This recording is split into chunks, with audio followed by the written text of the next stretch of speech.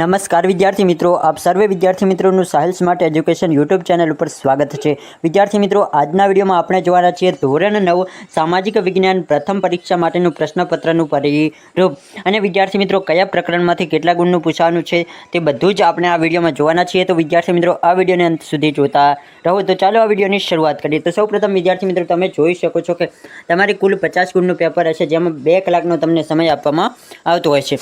આગળ વધીએ તો વિદ્યાર્થી મિત્રો, તમારે હેતુલક્ષી પ્રશ્નો 15 પૂછાશે, જેમાં વિકલ્પ સાથે પણ 15 એટલે કે કુલ 15 ગુણના વિકલ્પો હશે।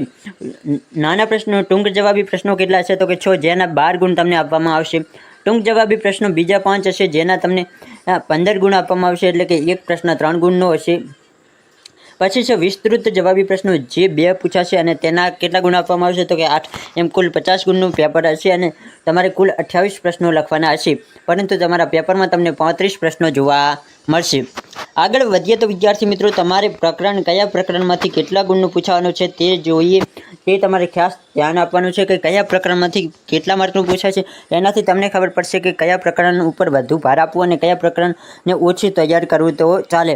જે પ્રકરણમાંથી વધારે માર્કનું પૂછાતું હોય તેને અત્યારે તમારે વધારે તૈયાર કરવાનું જે રહેશે। જેમ કે ભારતમાં બ્રિટિશ સત્તાનો ઉદય, તો તે 6 ગુણનું પૂછાય છે। બીજું છે કે પ્રથમ વિશ્વયુદ્ધ અને રશિયન ક્રાંતિ, તે 3 ગુણનું પૂછાય છે।